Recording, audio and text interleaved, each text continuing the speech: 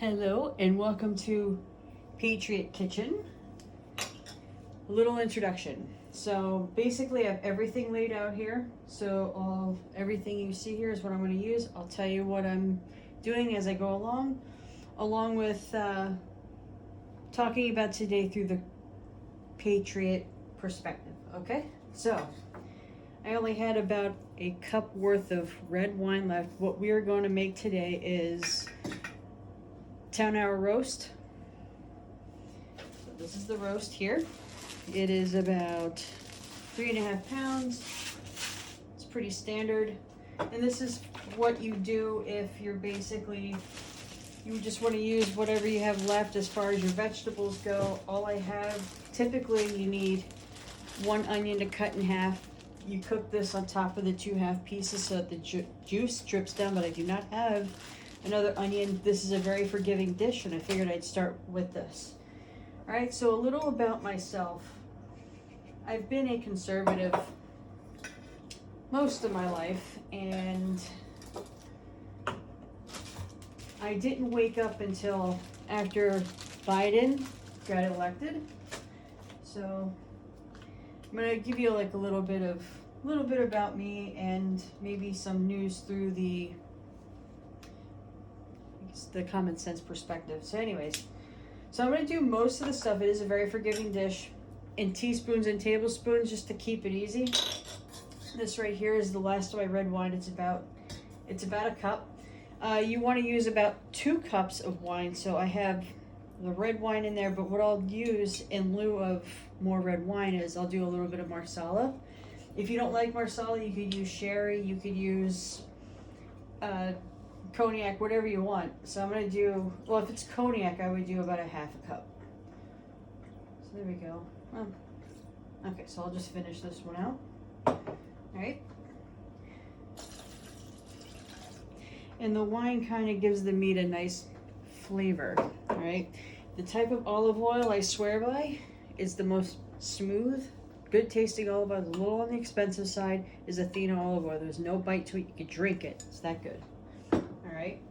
All right, so here's the 2 cups of wine. We'll set this to the side. I have this obnoxious, what do you call it? Slow cooker. This is a simple slow cooker recipe. All right, so why don't we go ahead and get the seasonings.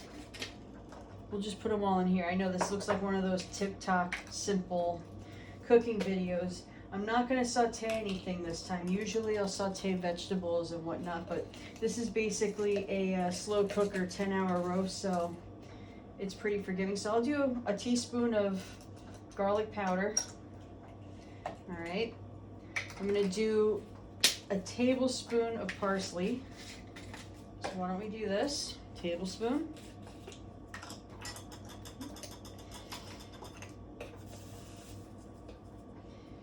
There we go. Parsley is extremely good for you. Doesn't alter flavor too much. That's why you can get away with liberally adding it. This is called Mrs. Dash Table Seasoning or Table Blend. It's very good. I put it on just about everything, even on like a slice of pizza if I order some. So very good.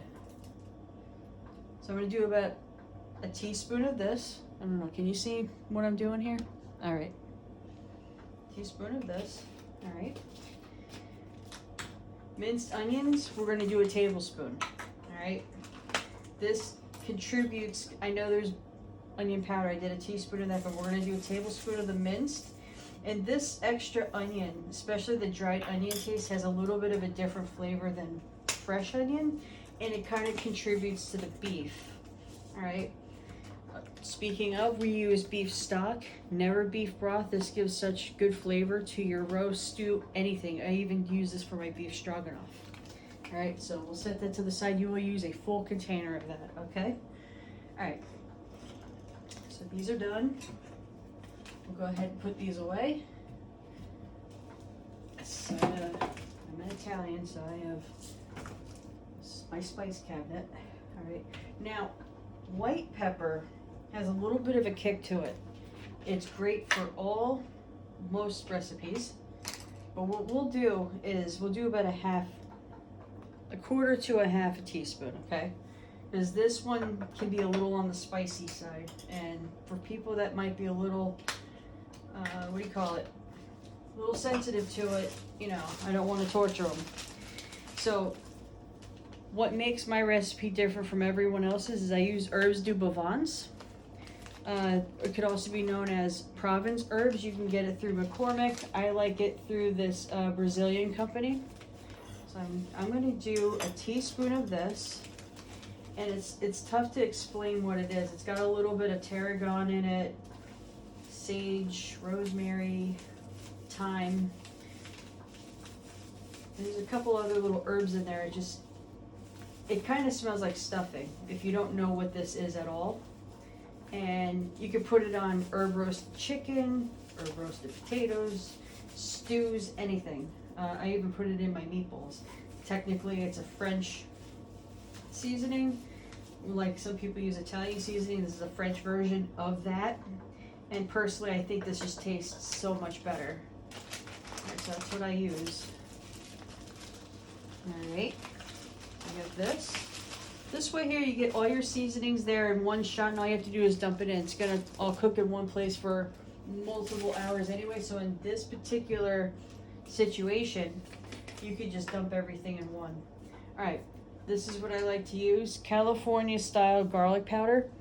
It's different than your regular garlic powder, so I'm gonna do a good teaspoon of that. I love our garlic. Okay.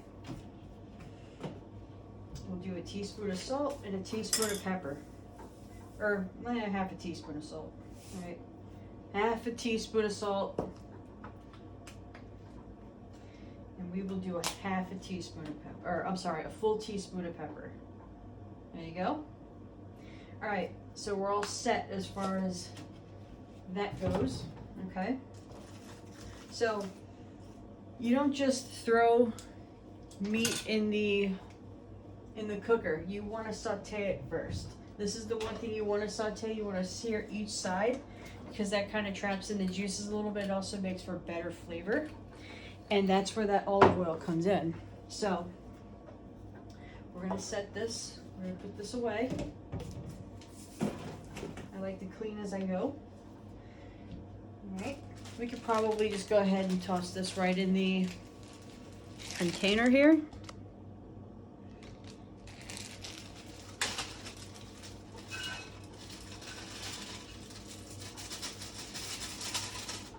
Alright. Yeah, you know what? My kitchen's simple. I live in a one-bedroom apartment and I'm happy, you know? I live well within my means. Alright. We're gonna use 2 packets of this. It's McCormick's beef stew. You could use better than bouillon. You could use beef bouillon, whatever you want. This has a little bit of other flavors to it. You got some beef in there, a little bit of flour kind of thickens the gravy a little bit. So what we'll do is I let this sit out for about an hour to be room temperature, okay? So all you need, because this is a non-stick pan, half a tablespoon worth, just enough for flavor. Maybe a drop more. There we go. All right, teaspoon. That's all you need. Okay. And with beef, a little trick that my mom taught me is you don't just fry it plain like this. You put a little flour on it. And the flour, cooking with the oil, creates kind of a roux. Okay? There we go. Check this.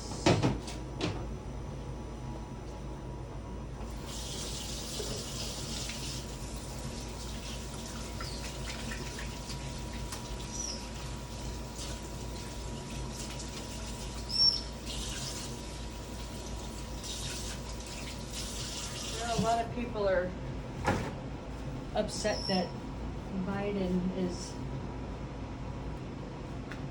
Joe Biden is running the country. However, as much as I'm a Trump supporter and as conservative as I am, I didn't wake up, truly wake up until after Biden got elected. I'm wondering, I know I'm not alone, I think the Tell Patriot was another person who, you know, felt lost after this guy waltzed his way into office. Now, a lot of people hate this guy that's running the country. I can't say that I do because I don't think it's the real Biden, number one. And number two, you hear a lot of this quiet part was said out loud. Like, I never used to hear people say that until, you know, what's been going on. All right, a heaping teaspoon, right? What you want to do is just kind of cover the whole thing. There we go.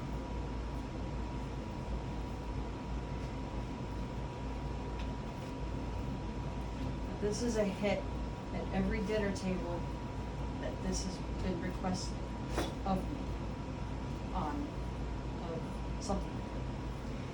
So I can't hate the guy. Personally, I think he's a comedic genius. He's basically saying everything the Democrats do in secret. If you remember when Obama ran the country, you didn't know anything that was going on until it was passed already.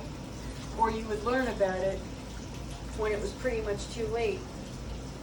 You had the Republicans that laid there on their side saying, oh, we did everything we could, we just couldn't fight them because the swamp's too big. And then you had the Democrats that straight up tell you, well, this is what we wanted.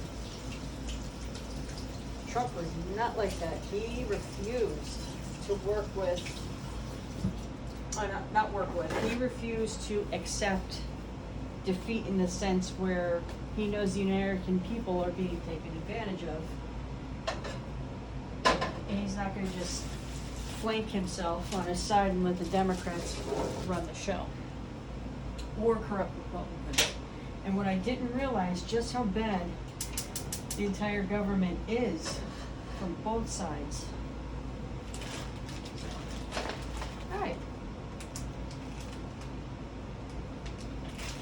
I use Hucker's unbleached self-rising flour. It's a little safer. Okay. Alright, so what you'll do,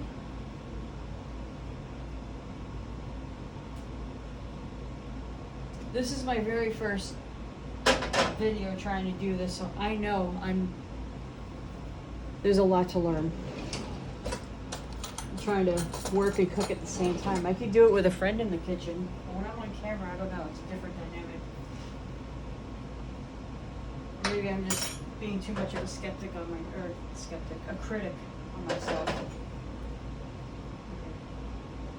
So you don't need to cook this. All you're doing, there we go. All you're doing is searing it on every single side. So you do about 2 minutes per side, if that.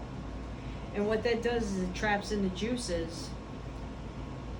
So it's not, I don't know how to explain it. It's not, I guess, watery when it's done. It keeps its own flavor. And plus searing it adds a new flavor to the outside. It's almost like well, you know what I'm talking about. It's like a seared flavor. Kind of charred a little bit.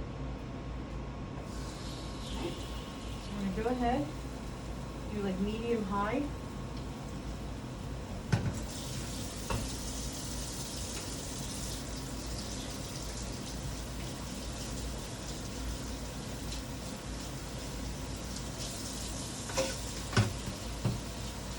Just going to wash this because I have one cutting board, so.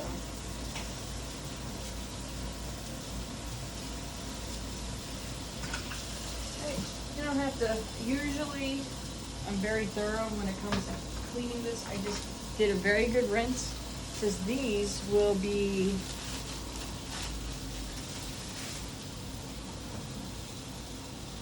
what is that? Dirt, okay, I got scared. These are gonna be cooking, so it's not like I'm putting raw meat on vegetables. Technically, do the vegetables first, but I wanted to get that searing while I'm cutting these. So this is great, you know, like a quick, you know, quick dinner. You just basically grab what's in your fridge, whatever herbs. You have a couple pieces of celery, a couple stalks of, or what do you call it? Onion, a half an onion, whatever you got. Okay, so it's about a couple minutes, right? So, and then I'll turn it on this side. Okay, let that go a couple minutes.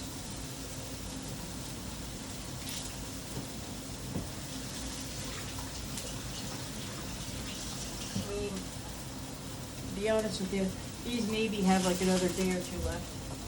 So this is perfect for the sake of not wasting. There we go. I'll feed the deer. Feed the wildlife.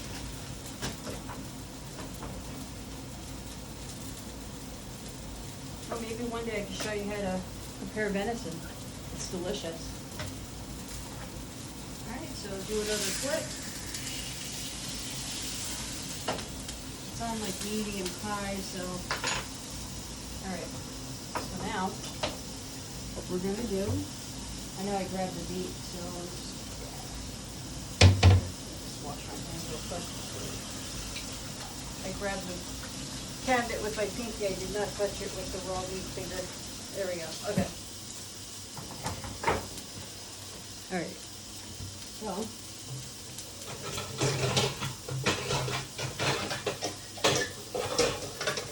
you do not need to cut too precise. This is a 10-hour pot roast or 8-hour, whatever you have time for. If you're doing a 10-hour, after the 6 to 8 hour mark, what you'll do is you'll take this out and shred it. And I'll show you the perfect tool for that. Pampered Chef makes an awesome meat shredder. One of my friends sells it. Best thing I ever purchased. And it's magnetic. Alright.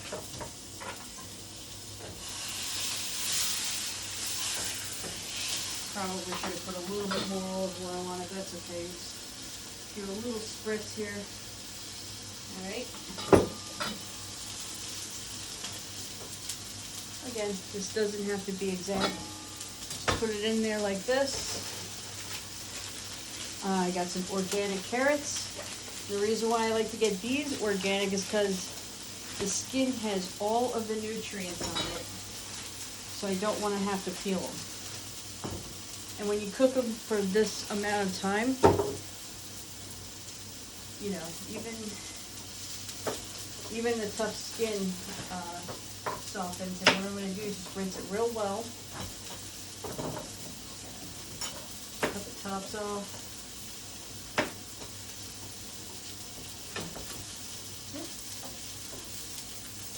I'm going to have to do a lot of editing on this video.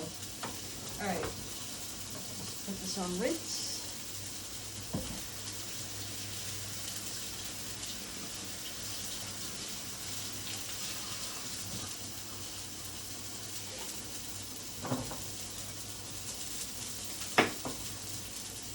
When I make chicken soup, I'll teach you guys how I do my herbs de bovins chicken soup.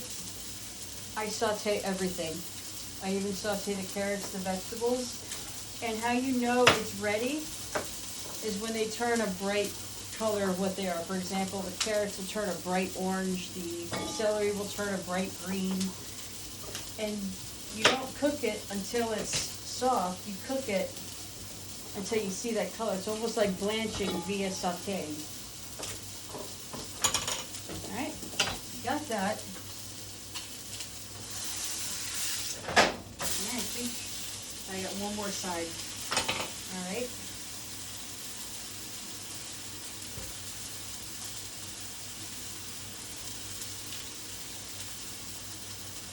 There you go.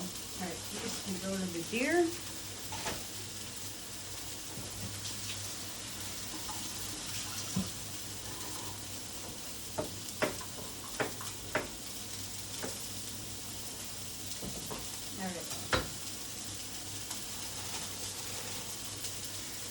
Alright, so I'm one of the main cooks at my church. They seem to like my cooking a lot, if I do say so myself. Now, because I don't have the 2 onions to drape this over, and typically you want to put the fat side on top so that the fat will drip down the sides and kind of evenly flavor it, if you will. Alright, I had already put the onions in. We'll go ahead and put this on warm. I'm sorry, we're going to put this on low. Alright. So this is going to sit on top of the minced onions. Alright, so this is turned off. Alright, fat side on top. There you go. And typically, let's see here. Use a rubber scraper. You want some of this grizzle in there. That's where all the flavor is, right? A little bit of olive oil. Perfect. Okay, on to this side.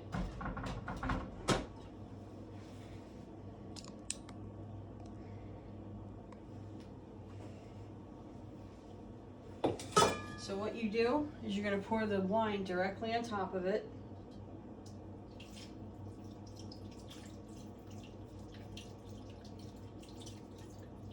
Pour it on top of the meat, okay? This you're going to pour around the side. Oh, you know what I forgot to do? That's right. All right. 2 of these.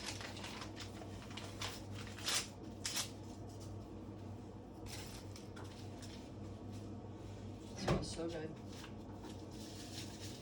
Just kind of put it around the sides. I like to keep the wine over top of the meat. It gives it a little bit of a flavor.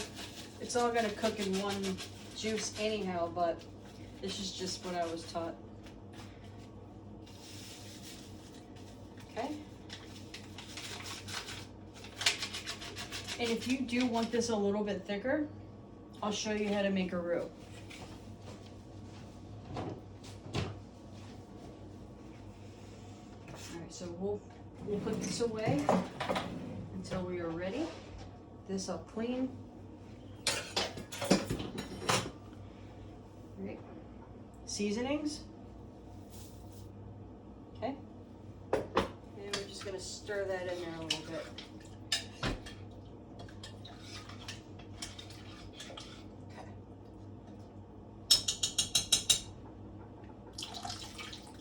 Okay. Perfect. Use a whole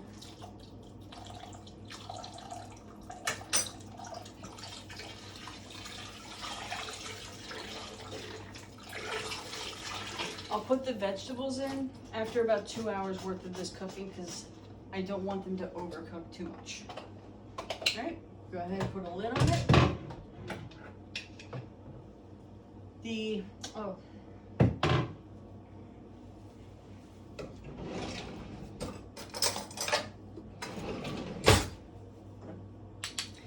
If you don't have cloves of garlic, you use this. So you want to do about 3 to 4 cloves worth. So that's about 2 cloves, a heaping teaspoon, or it's about a tablespoon equivalent. About 2 tablespoons. There you go. Oh, there we go. Perfect.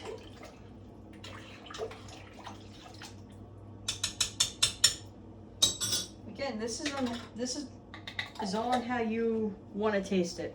If you want to put a little bit of allspice in it, put a little allspice, a little nutmeg.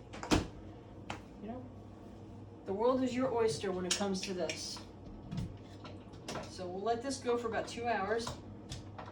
I don't have 8 hours to cook this, so, or 10 hours. So the reality of it is I'm going to do about a 6-hour roast. This is going to cook for the final 4 hours. All right. I will see you. Well, actually, maybe I'll talk to you a little bit.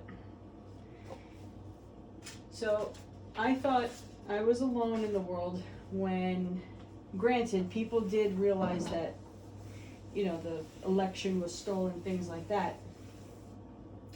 However, I thought, well, living in New Jersey, I thought people were just complacent to like, oh well, you know, better luck next time. Or a lot of people actually believe that he did lose because of the whole COVID thing. Which that's another topic for another day.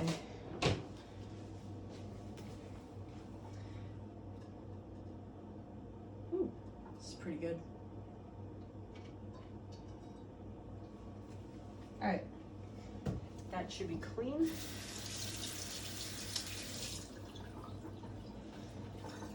I can't stand a dirty kitchen, so typically I clean as I go.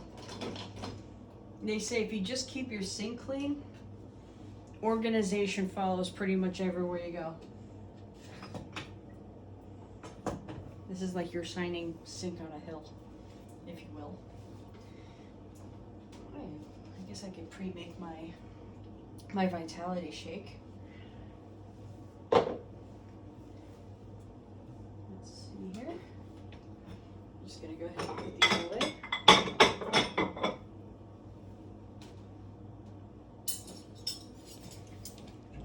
So I'm basically inviting you into my kitchen as I meal prep for the week.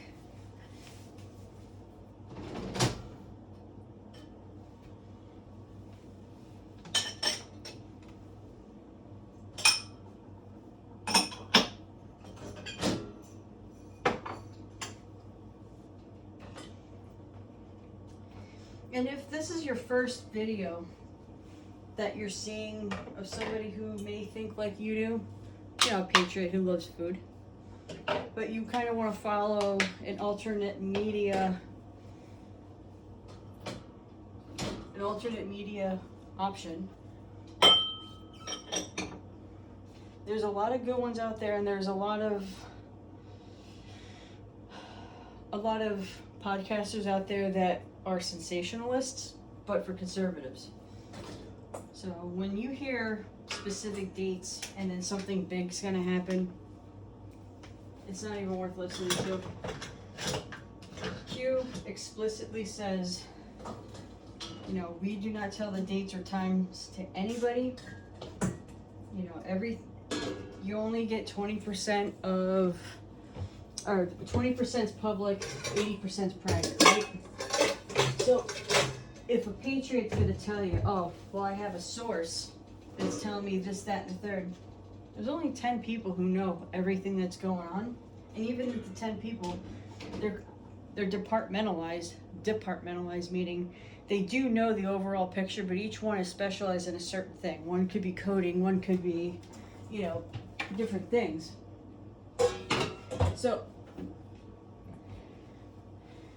if somebody's gonna tell you, you know, oh, Biden is going to be arrested on this date, or, you know, Trump's coming back in January. I'm seeing a lot of it, and I don't want to say, it's sad to say, but don't believe it, because number one, you got two sides seeing the Q post. You have people like us, and you have people like the enemy. So they're not going to give information out that they could use against us. Absolutely not, at no cost. So what makes a podcaster so special that they're going to get this information because they have so many viewers? No. If that were the case, they would give the information to the mainstream media. The mainstream media would release something. Right? Right. And believe it or not, during wartime, the media is technically allowed to propagate information because you're not supposed to give your enemy all the information. So the news is basically a waste of time. But the Munn-Smith Act was redacted by Obama, which allowed the mainstream media to propagate information regardless and not do their jobs as far as investigative journalism. But I will give you a few names if you are new to this. as I was 3 years ago.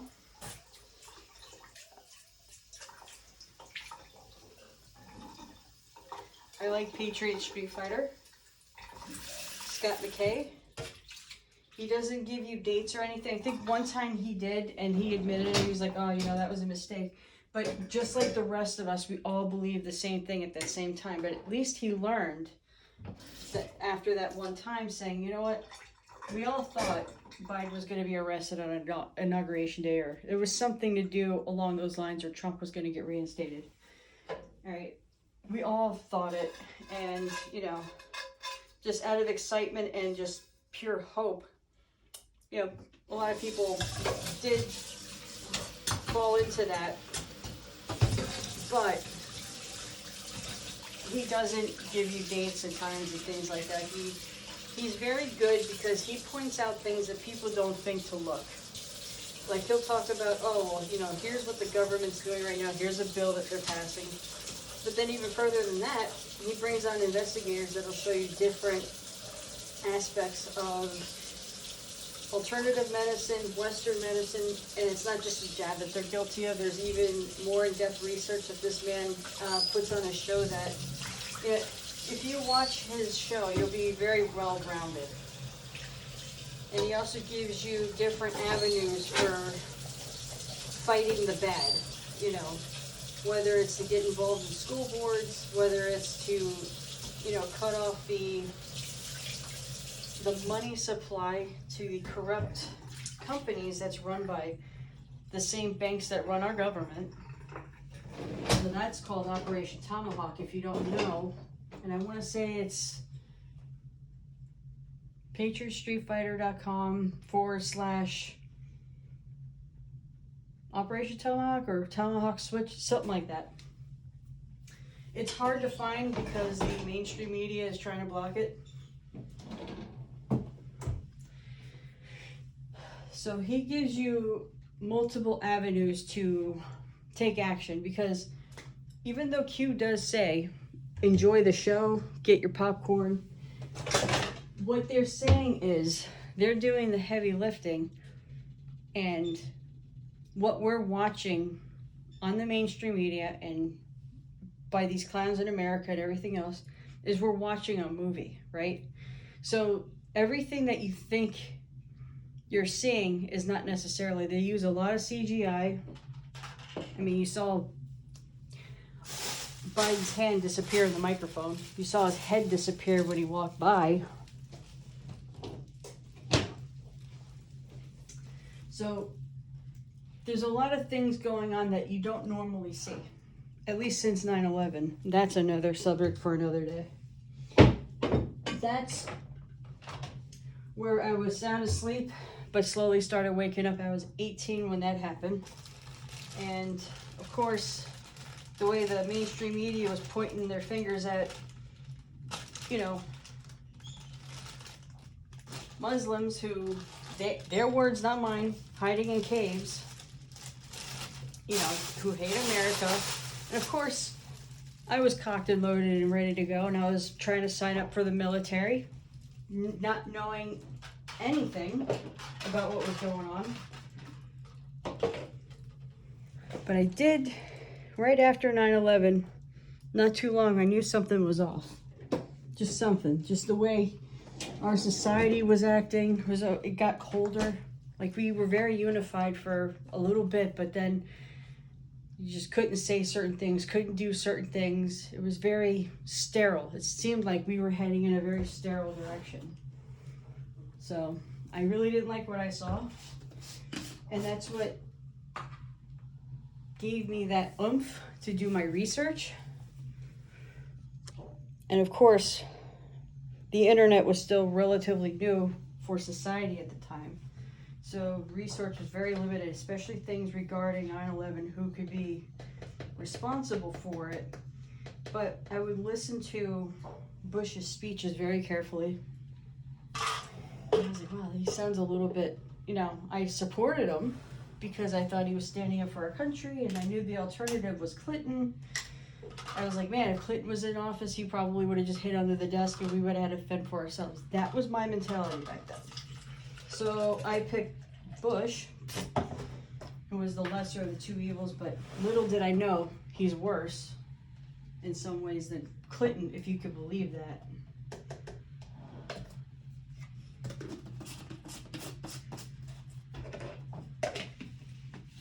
So I got my shake for tomorrow. Oh, this is the tomahawk switch. This is one of the things I use trying to lose weight. It's called GC Control. It's 1 gram of sugar, 90 calories. Total fat is 5 grams. Now the fat is not a problem. And 1 of those grams is saturated. Total carbohydrates is only 14 grams. Dietary fiber 7. Total sugars 1. And 10 grams of protein. You got your sodium, potassium. There's a few vitamins in here. And the carbohydrates that you're getting is from the sweet potato extract. Let's see. You have oligochromium, cinnamon extract, Korean red ginseng root, mulberry leaf extract, green tea, all good stuff. There's no chemicals in their products. And this is what I use to clean my counters. Now if it's a little greasy on the counter, what you use is Tough and Tender. I'll probably use that for this counter here. A little bit of Tough and Tender. And you're wondering, what does it smell like? It's pretty neutral. It has maybe a hint of citrus to it, like kind of like an orangey smell, but it has like a... Now, I hate the smell of tea tree oil, but I don't really notice it in here. Actually, I don't notice it at all. It's very neutral. So I know when cleaning with Windex, Clorox, if you go to the SDS website, their words, your right to know, it'll give you the chemical composition of every single product that you use. You should see what the warnings are for things like Clorox bleach, Windex. As a matter of fact, it says inhalation hazard. Your lungs are single cell squamous, which basically means, which ultimately means, you have 1 layer, that's it, 1 layer of squamous tissue. Basically what squamous means is it kind of like overlaps a little bit like this, right? Single cell squamous. So you have 1 lining of each sac. And then of course the outside of the lungs. And that is why if you break a rib, things like that, they're especially careful with the lungs because it's so delicate. Well, inhaling things like Clorox and all these other cleaners, you're wreaking havoc on your lungs because the different gases that come out of it, the different chemicals, it actually burns your lungs, and a lot of them are carcinogenic. So why are we paying these companies to slowly kill us when we get the same job done, much better smelling? I don't smell chemicals, doesn't give me a headache. It does the same job. And if you want Soluguard, I will tell you, it's a little stronger, a little bit, not too bad, but it's, it kills germs. It has like a little bit of a melaleuca scent to it, if you will, like a tea tree oil, but it's not, again, it's not like, so. All right, I'll see you back in a little bit.